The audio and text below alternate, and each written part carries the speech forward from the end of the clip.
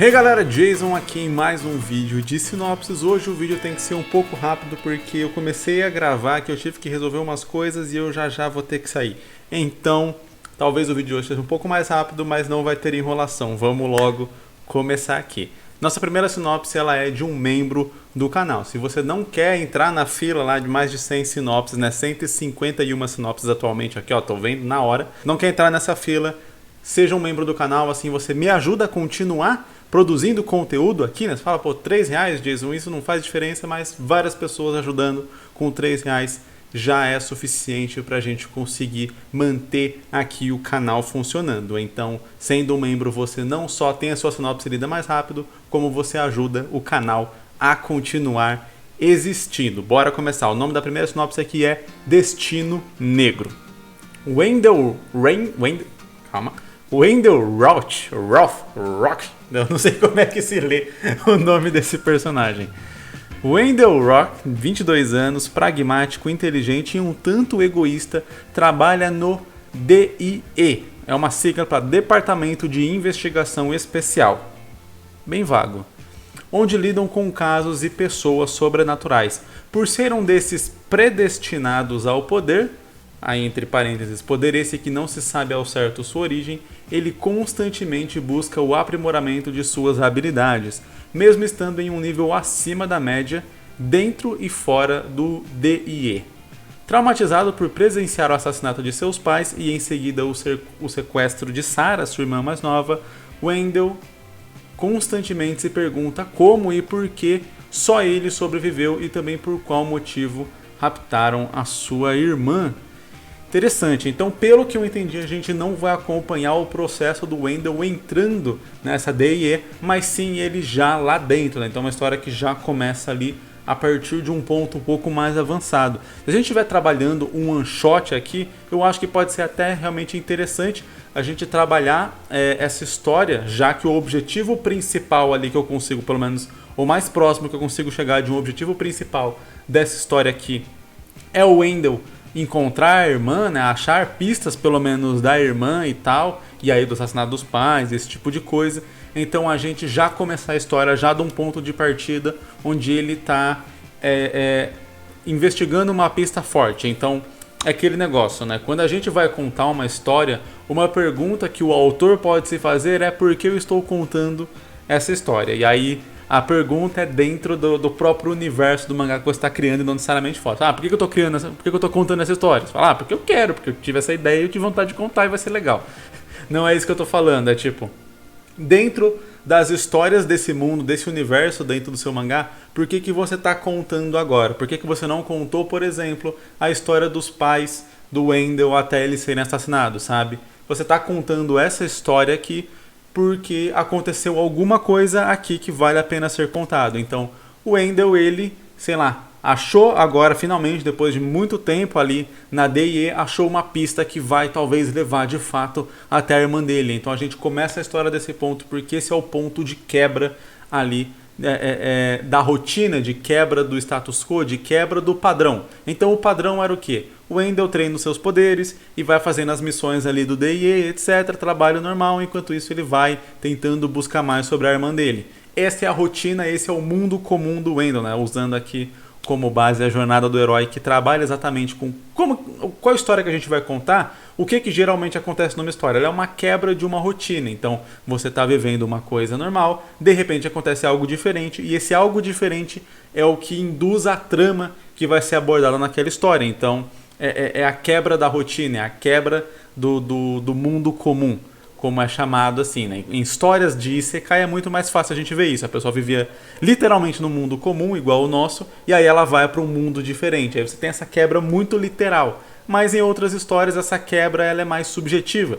Então é o Wendell que estava ali vivendo a vida dele, e aí de repente ele acha uma pista, agora sim essa pista, uma pista quente para achar a irmã dele, e a partir dali a gente inicia a história. Então a gente vai muito mais direto ao ponto. E detalhes como onde ele conseguiu essa pista, quem era a irmã dele, como que foi o processo de entrada nele do D&E, a gente vai abordando ao longo da história, seja com flashbacks, seja com algumas falas ou outras conversas ali que são meio descompromissadas no meio da trama, mas que acabam cumprindo esse propósito de aprofundar na história, na lore, ali na mitologia da própria história, né?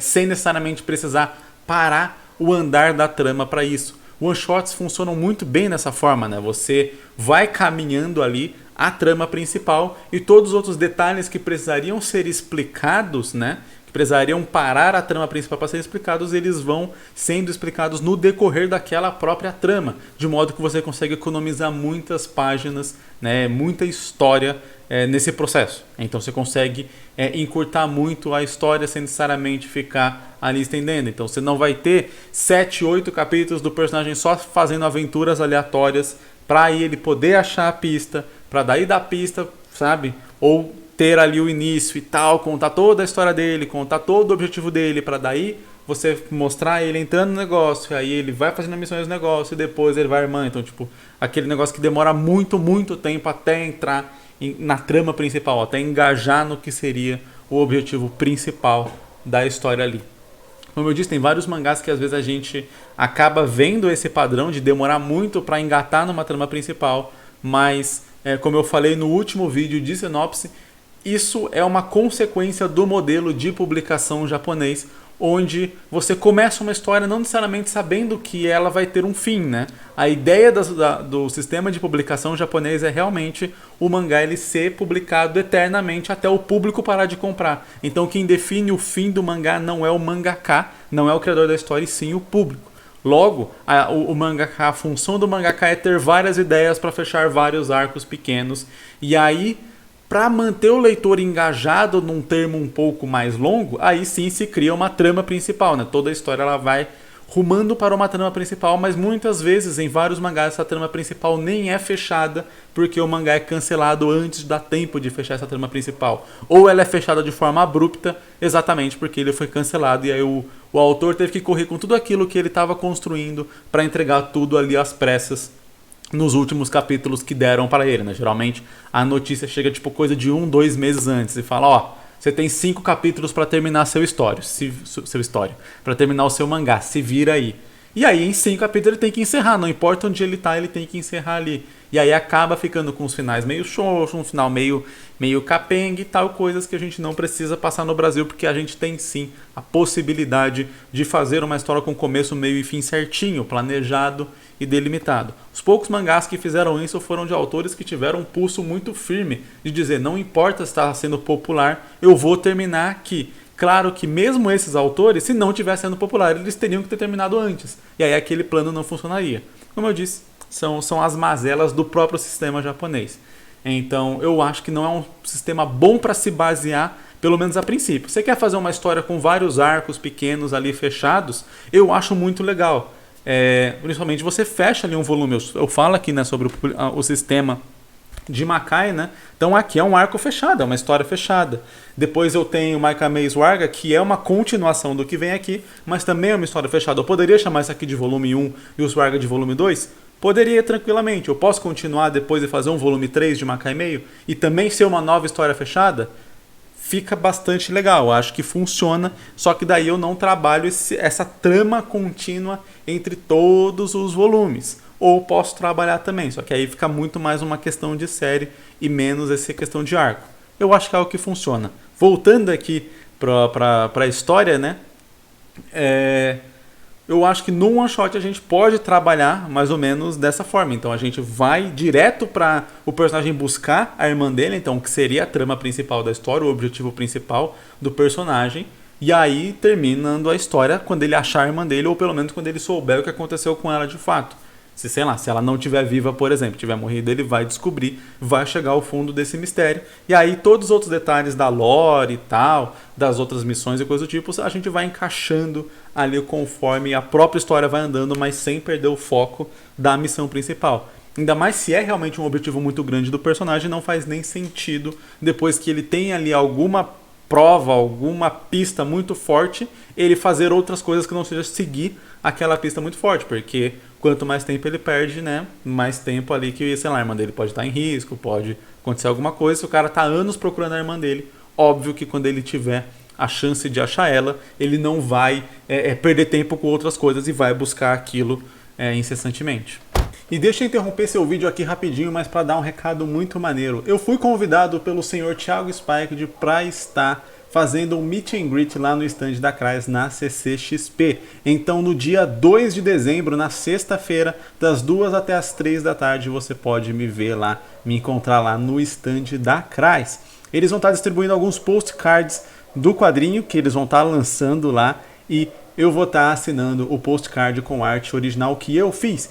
Esses postcards vão ser distribuídos de graça, mas o estoque deles é limitado. Então você precisa chegar cedo lá para garantir que você vai pegar o seu. E aí, às 2 da tarde, ali das 2 às 3, eu vou estar autografando esses postcards. Se você tiver Hooligan Makai aí, ou outro mangá meu aí que você queira que eu autografe, também só levar lá que eu vou estar autografando, beleza? Então me encontra lá no stand da Crais, dia 2 de dezembro, na CCXP.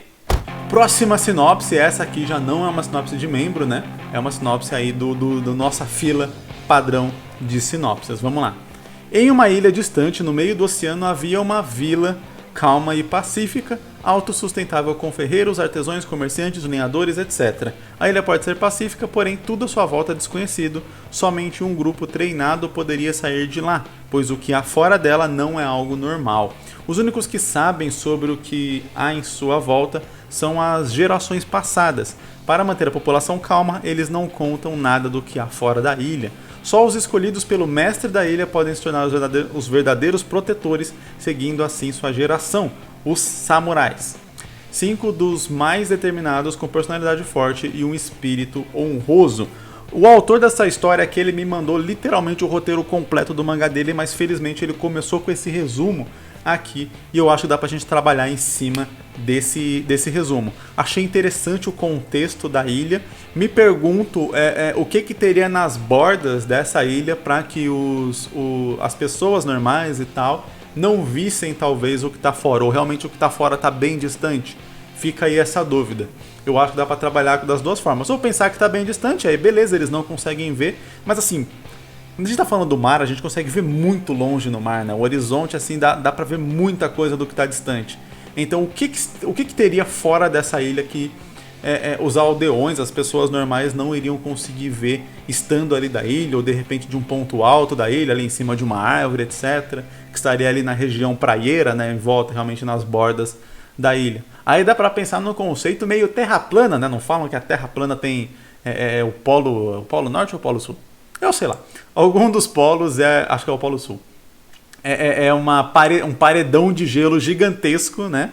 E aí ninguém pode chegar perto, etc. As besteiras. Mas daí poderia ser algo mais ou menos na ilha. Então terem construído um grande muro ali em volta da ilha, né? Pegando a ilha inteira só com alguns portões, algumas coisinhas, ou deixando uma parte da água do mar entrar ali para ter pesca, etc. Até porque geralmente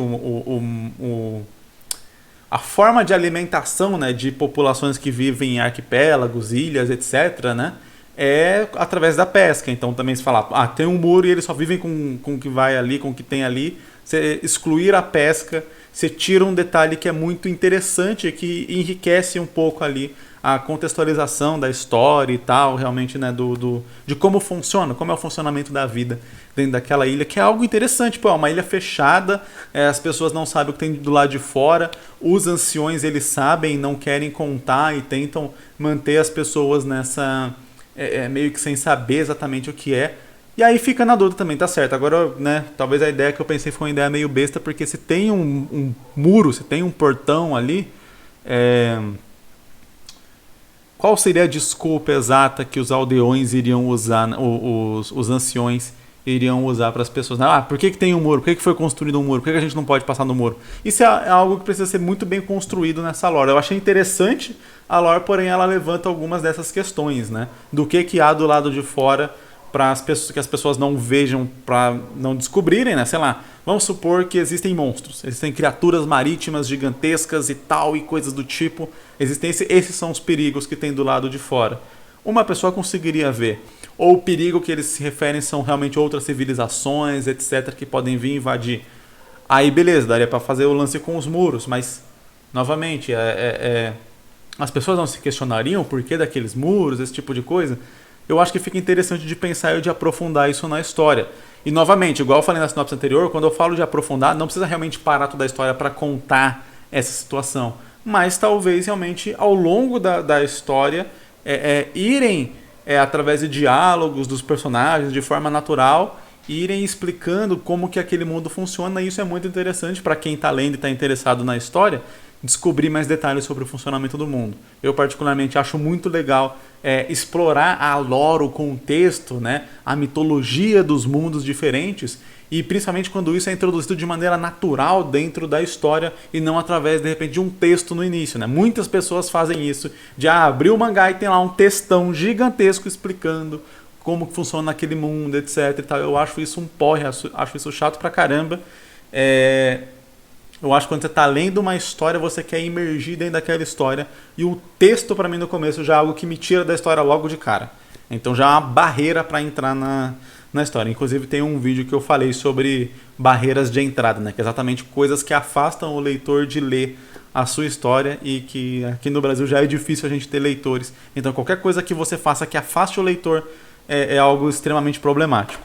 De qualquer modo, não teve aqui um destaque para um personagem específico, então a gente tem esses 5 samurais que iriam ser os escolhidos pelos anciões, né, pelo mestre da vila, para, sei lá, poder sair de repente da ilha e fazer alguma coisa. Isso também não ficou claro exatamente.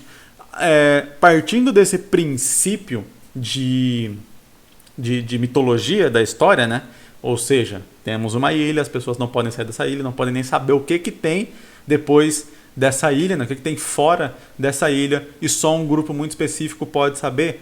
Daria para trabalhar alguns contextos de histórias aí. Tanto uma história mais de mistério, onde, sei lá, alguém vai tentando descobrir o que tem, e aí talvez parte do processo de tentar descobrir o que tem é exatamente fazer parte desse grupo de guerreiros que pode sair da ilha, né? E aí ser alguém infiltrado e tal, e ter ali os seus planos, aí ter todo um lance realmente de investigação focado mais no mistério. Ou talvez ser uma parada muito mais de realmente mais ação, uma história muito mais de ação. Então começa ali com a galera que pode ir para fora da ilha, e aí o lance é que realmente o que tem lá é muito mais problemático, e aí vai ter todo um conflito dos próprios aldeões começarem a duvidar, para a gente erguer ali uma trama não só de confronto contra o que há fora, mas também aquelas tramas de conflitos internos que são sempre muito interessantes de serem trabalhados. E quando eu falo nesse caso conflitos internos, não é necessariamente conflitos internos dos personagens, apesar de que pode ter, e é sempre muito bom que tenha conflitos internos por parte dos próprios personagens, mas internos ali, digamos assim, na estrutura da vila, na estrutura ali da ilha, né? Então não é só o conflito de estamos sendo invadidos, vamos enfrentar o inimigo, mas também o conflito de algumas pessoas da ilha falam, por que não contam pra gente? Por que não podem falar o que há? Por que a gente não pode também ir lutar? A gente está sendo mantido de refém, mantido no escuro aqui. Será que, sabe, dá pra erguer toda uma discussão sobre como esses anciões estão controlando as pessoas e ao mesmo tempo mantendo elas com medo de algo que elas nem sabem o que é ou não, sobre realmente um lance de informação, de é justo que um grupo no poder mantenha controle específico da informação sobre o mundo e tal. A gente pode traçar o paralelo direto aqui com a Coreia do Norte, que não deixa que as pessoas de lá de dentro tenham acesso a conteúdos, a informações do lado de fora. Elas não sabem como que é o mundo fora da Coreia do Norte. Isso é justo? Isso é algo ético? É uma discussão que dá para ser levantada aqui na história, que vai muito além, é muito mais aprofundada do que simplesmente temos monstros, vamos enfrentar monstros, estamos sendo invadidos, vamos enfrentar os invasores e tal. Dá para colocar isso para suprir a necessidade de ação da história, e aí colocar todos esses outros contextos e discussões para suprir uma necessidade de aprofundamento da trama, realmente da história que você lê e pensa sobre o mundo, e pensa sobre o próprio mundo real, sobre sua própria vida e por aí mais, e ajuda o leitor também a formar ali seu próprio caráter, suas próprias opiniões a respeito do mundo. Eu acho que isso são aquelas coisas que fazem a história se perpetuar, né? Você lê uma história e beleza, a ação, os poderes, essas coisas assim, são aquelas coisas que você se empolga ali na hora, mas geralmente o que você guarda para a vida de uma história que você leu, que você acompanhou, são essas lições, são esses pensamentos, são essas discussões ali que aprofundam um pouco. E quando eu falo aprofundar, não é mergulhar completamente nisso ao ponto de a história ser extremamente filosófica e até arriscando se tornar chata. Não, é realmente você falar um pouco sobre aquilo de modo que o leitor possa pensar mais sobre aquele assunto, mesmo que você ainda foque em outros aspectos mais superficiais da própria trama ali, ação, combate, luta, etc. Então eu acho que é um equilíbrio que dá para fazer de uma maneira boa, de uma maneira interessante em um mangá. Hero Project A, ou vamos traduzir aqui, Hero, Projeto A. Acho que dá para funcionar assim legal. Em um planeta parecido com a Terra, o protagonista Hero não conseguiu seus poderes ainda. Porém, o governo mundial aprisionou ele porque ele consegue se comunicar com o primordial. Então o governo mundial usa ele para saber quem é o primordial, mas o governo não sabe. Mas após um ano apenas souberam a época que ele viveu, que foi em 9012, 750 anos antes do ano que o mangá se passa. Então em um dia Hiro foi tentar se comunicar com o primordial sem ninguém do governo mundial saber. Apenas Hiro descobre que ele é tataraneto do primordial e se revela com o nome de Bolt. E diz que o espírito dele se encontra na Lua, mas um agente do governo mundial para a comunicação. Ele não percebe, mas implanta um dispositivo de viagem do tempo no braço de Hiro. Após isso acontecer, anoiteceram e Hiro engana os agentes dizendo que ele quer se comunicar com o primordial a céu aberto, pois é mais fácil entrar em comunicação assim. Então eles ficam a céu aberto e Hiro fica observando a lua, até que o Bolt diz que quer salvar a sua família e entrega a ele o poder que ele tinha enquanto estava vivo, o poder de raio. Então Hiro leva um raio bem no peito dele, está descrevendo o que acontece no capítulo 1. padrão. Tá? Hiro leva um raio no peito dele, entrando no DNA dele, acontecendo uma sobrecarga de energia, fazendo ele liberar o seu poder original, que é combustão, fogo. Mas isso dá bateria para ele já conseguir voltar no tempo, então logo quase dizimar com seus poderes o governo mundial. Teve uns agentes que seguraram ele, ok, ele e um ativo dispositivo mandando ele para 9012. Consegui entender o que o autor queria aqui, ele não conseguiu se expressar muito bem, eu já falei aqui sobre como é importante a gente conseguir transcrever as nossas ideias, né, em palavras, principalmente porque a gente quer fazer um mangá e fazer um mangá nada mais é do que você tirar as ideias da sua cabeça e colocar elas fora da sua cabeça, né, em algo físico ali, que seja compreensível, que seja claro para alguém que esteja vendo, que esteja lendo. Ou seja, você tem que transmitir as ideias da sua cabeça para a cabeça de outra pessoa de uma maneira que essa pessoa consiga entender. Aqui, beleza, eu consegui entender, mas com um certo grau de esforço. Daria para ter resumido e ter deixado muito mais clara aqui qual que é a ideia.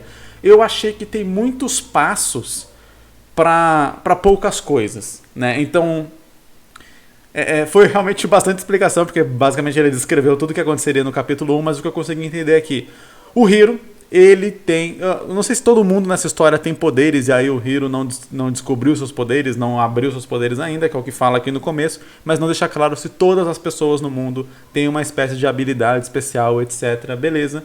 Tanto faz isso aqui para a história que vai contar. Por isso que eu falei, tem passos demais, tem detalhes demais para chegar em poucas coisas depois. Mas daí beleza, é irrelevante para a história se todo mundo no mundo tem poderes, ou o Hiro descobriu ou não os poderes dele, etc. Beleza, o Hiro se comunica com esse O primordial. Aqui a gente tem um pequeno problema. Se o governo mundial não sabe o que é o primordial, por que eles estão preocupados com o Hiro se comunicar com ele? Me parece meio inconsistente. Então, o governo vai se preocupar de você se comunicar com a tia Sofia? Não, porque talvez o governo mundial nem vai acreditar que você se comunica com alguém, com a tia Sofia. Então, a gente tem toda uma etapa entre Hiro se comunica com o primordial, governo mundial descobre que o Hiro se comunica com o estado primordial. Só descobrir isso já é toda uma etapa, todo um lance que a gente tem que pensar, né? Como que o governo vai saber disso? Existe um mecanismo de controle ali da população e tal, a ponto dele saber? Beleza, é algo que tem que ser explicado na história, como que ele descobriu que o Hiro se comunica com esse primordial. Por que é importante para o governo essa questão do Hiro se comunicar com esse tal de primordial, sendo que nem o governo sabe o que diabos é o primordial? Entende? Ele só vai ter interesse em algo que ele minimamente sabe ou desconfia do que seja. Então ele pode achar que aquilo é uma ameaça, etc, e querer saber mais sobre aquilo, mas tudo isso precisa ser contextualizado para fazer sentido. A princípio, se o governo não faz ideia do que é primordial, talvez ele nem acredite que aquele moleque se comunica com esse tal de primordial, ou talvez não ache isso relevante o suficiente até descobrir novas coisas e aí sim ter interesse. Então, o governo mundial precisa ter um interesse por trás das ações dele, precisa também ter um objetivo. Eu sempre falo aqui sobre como é importante os personagens terem objetivos. No caso aqui do Hiro, beleza, a gente pode colocar que o objetivo dele é fugir. O objetivo dele é acabar com o governo mundial, até porque o governo mundial ali pode ter esse lance de controle da população, ser tirano, etc. Beleza, é um objetivo legal. Mas o governo mundial também precisa ter algum objetivo. E quando ele está com o Hiro capturado e fazendo esses estudos e tal sobre o lance da comunicação primordial, ele tem que ter um objetivo claro. Ele acha que esse tal de primordial pode ser uma arma vantajosa para ele usar de alguma forma, ou de repente ele acha que isso pode ser uma ameaça. Se ele acha que isso pode ser uma ameaça, não seria melhor matar logo o Hiro de uma vez? Ou algo do tipo? Sabe? Todas essas coisas têm que ser colocadas na história de maneira clara para que o leitor consiga entender muito bem a situação que está acontecendo ali e aí falar, ok, entendi isso aqui, essa ideia está clara, agora a gente segue daí. Porque quando várias dessas dúvidas não são respondidas, o leitor perde mais tempo se questionando sobre isso do que acompanhando a própria história. E aí, né, novamente, a gente tem que sempre manter o leitor mais dentro da história possível. Ele tem que sentir parte daquele mundo. E quando as coisas não fazem muito sentido naquele mundo, aí o leitor não faz parte daquilo e, consequentemente, acaba não gostando da história que ele está lendo. Então vamos lá. Vamos imaginar que o governo mundial sabe o que é primordial porque eles ouviram falar de algo assim, tem histórias, tem lendas, etc. Por conta de um esquema de controle que eles fazem populacional, né? Sei lá, com chips ou coisas do tipo, alguma parada tecnológica que parece passar no futuro a história. Eles conseguem ter um controle populacional muito grande, eles descobrem esse moleque aí conversando com algo que ele chama de primordial, eles já conhecem um pouco de história primordial, eles investigam mais a fundo, descobrem que é verdade que esse moleque realmente se comunica com alguma parada cabulosa que ele chama de primordial, e aí sequestram o moleque, tiram eles dos pais, blá blá blá, e vão fazendo esses estudos. Esses estudos passam tempo bastante a ponto de que realmente o Hiro consiga negociar com eles. Isso é um detalhe importante. Quanto mais controle eles têm, qual que é a situação do Hiro ali? Ele é um prisioneiro completamente? Ele é um prisioneiro, mas com aquela ilusão de liberdade? Eles dão aquela ilusão de liberdade para ele? Porque existem duas formas de tratar um prisioneiro. O tratar, tipo, você tá preso, você tá aí, você não pode fazer nada e tal. Tratar de forma... Caraca, fugiu a cabeça. Fugiu a cabeça. Cabeça saindo correndo. Fugiu da cabeça a palavra que eu estava querendo dizer.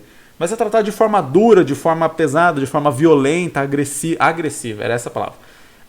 Tratar o prisioneiro de forma agressiva, mostrando que ele é um prisioneiro, ou tratar de forma, tipo assim, ele está preso porque ele não pode sair, ele não tem liberdade de ir embora, por exemplo, se quiser, mas eles tratam de forma gentil, como se fossem amigos, etc. Então tem essas duas formas. Qual que é a forma com a qual esse governo mundial, ou esses agentes específicos que estão estudando o Hiro, tratam ele? Porque se ele pode falar, eu quero me comunicar com ele a céu aberto porque a céu aberto é mais fácil, e eles permitem isso, me parece ser mais o segundo caso. E aí o que eu quero dizer? Por que eu... Assim, se me parece por mais um lado, né? Tipo, ser mais um caso do que o outro, por que eu estou fazendo essa pergunta então? Porque isso é algo que o autor precisa ter em mente. Se o personagem ele tem liberdade de dizer eu quero fazer isso e o povo, os captores dele, as pessoas que estão mantendo ele prisioneiro permitem, logo a ideia é que eles têm uma certa relação ali de fingir que ele não é um prisioneiro. Logo, desde o início da história, esse tipo de relação tem que ser abordado. Você não pode fazer, em um momento, eles estarem tratando ele de forma completamente agressiva ali e tal, e como se fosse um preso na cadeia, né? Como a gente imagina que é a cadeia. Eu nunca fui preso, acredito que nenhum de vocês aqui também não, mas como a gente imagina que seja, onde as pessoas realmente são tratadas muito mal, etc. E aí, de repente, ele faz um pedido e as pessoas falam, tá bom, por que não? Fica uma coisa meio inconsistente. Claro que por ele ser um prisioneiro, dadas determinadas situações específicas, ele pode ser tratado sim com maior grau de agressividade ou menor grau de agressividade. Mas o modus operandi da prisão, ou seja, como é um funcionamento ali daquela prisão, precisa estar claro também para o leitor. Então, é uma prisão mais de boa que finge que o cara está solto e trata ele de forma mais amigável? É uma prisão que trata de forma mais agressiva, mais violenta e tal? Qual é desses dois aqui? E aí, se é o mais agressivo, mais violento, não faz muito sentido ele poder dizer que vai se comunicar com o cara ao ar livre e a galera falar, tá bom, sabe? Então temos que ter essas coisas muito claras, muito bem definidas para poder contar nossa história de uma maneira que seja coerente. Aí lembra aquele negócio que eu falei, o leitor precisa achar assim, faz sentido. Essa é a opinião que o leitor tem que ter sobre todos os acontecimentos da sua história. Tem que ser faz sentido. Se alguma hora fala assim, peraí, isso não está fazendo muito sentido, você perde o leitor automaticamente. E aquilo é como se fossem uns pontinhos que vai somando ali no não estou gostando dessa história, não estou gostando dessa história, não estou gostando dessa história. Quanto mais isso não faz sentido, se acumula na sua história, é um ponto a menos que ela perde na nota mental do leitor, digamos assim. Então por isso que eu quis focar aqui especificamente nessa parte. Então qualquer pessoa que está contando uma história, se preocupe em como as coisas funcionam naquela história e qual é o padrão que está sendo trabalhado ali, para que você não fuja muito desse padrão sem um motivo claro. Novamente, padrões podem ser quebrados sim, mas desde que sejam apresentados motivos, evidências ali para aquilo. Então, é uma prisão mais de boinha, mas se o Hiro tenta fugir, a galera vai tratar ele com agressividade, porque ele tentou fugir. Não é porque do nada eles ficaram agressivos porque sim, porque o roteiro quis. É a mesma coisa. Se é uma prisão mais agressiva e mais violenta, eles podem deixar ele ir vamos dizer assim, fazer esse teste ao ar livre uma vez, porque, sei lá, tava falhando, e aí ele dá essa ideia, os caras pensam muito, refletem muito, discutem, não deixam a princípio, continuam tentando, continuam obrigando ele a fazer de um jeito, e depois fala, tá bom, vai, vamos tentar, não custa nada tentar, sabe? Então, são coisas diferentes, são modos diferentes de você abordar o mesmo assunto, o mesmo acontecimento, mas de acordo com aquilo que você apresentou como padrão dentro ali da sua história. E aí, beleza, eu acabei gastando tempo demais, né, falando sobre só essa parte e não desenvolvi o restante. Que é daí, volta no tempo, passado, etc. Como que tudo isso vai funcionar? Quando a gente fala sobre voltar no tempo, é extremamente complexo, é extremamente complicado de apresentar. E aí é sempre aquele negócio, né? A mesma coisa que eu falei. Vamos apresentar o que é padrão nessa história. Voltar no tempo é padrão nessa história. Esse chip, isso foi uma espécie de poder que veio do outro cara. Como que vai funcionar todo esse funcionamento? Mas a princípio eu gostei dessa ideia de o cara ter esse contato com uma espécie de entidade que está na Lua. E aí ele volta para um ano onde o governo mundial estava se criando. Então ele pode impedir isso ao mesmo tempo que aquela entidade que ele pegou parte dos poderes e que ele conversava está vivo ali, ele também pode tentar achar essa entidade e impedir que o governo mundial se torne que a princípio não vai ser o governo mundial, mas se torne o governo mundial, essa entidade controladora de tudo e tal. Acho bem interessante essa história, difícil de ser trabalhado, me parece até difícil demais, porque na minha opinião o autor teve dificuldade já de conseguir expressar essa ideia aqui em texto, então acho muito difícil, eu diria para o autor tentar trabalhar com outros mangás com conceitos um pouco mais simples a princípio, para pegar a experiência mesmo de contar a história, para depois poder partir para uma história mais complexa, como é o caso dessa aqui que eu tô lendo. E galera, nesse vídeo eu vou ler só 3 sinopses, porque como eu disse, eu tenho que sair, então não dá tempo aqui de ler mais uma, de a gente ficar aqui mais um tempo discutindo mais uma. Então nesse vídeo aqui eu peço desculpas para você, mas vai ser só 3 sinopses, mas de qualquer modo eu espero que ele tenha sido útil. E como sempre eu digo aqui, eu espero que independente de você não ter sido o autor de uma das sinopses que eu li hoje, mas que sejam úteis as dicas e conceitos e análises que a gente trocou ideia aqui nesse vídeo. A ideia é sempre, por mais que eu pegue uma história específica aqui para analisar, eu tento dar dicas de forma mais geral que podem servir para outras ideias que você tem. Mesmo que isso não tem nada a ver com o que eu li aqui, mas alguns dos conceitos apresentados podem sim, eu espero, né, que possam te ajudar na sua própria história. E muito obrigado para você que assistiu até aqui. Caso você queira enviar a sua sinopse tem aqui o processo na descrição. Deixa seu like aqui embaixo para me dar uma força aqui no canal. E se você puder se tornar membro também, vai ser uma ajuda muito grande. Vejo você em um próximo vídeo. Falou!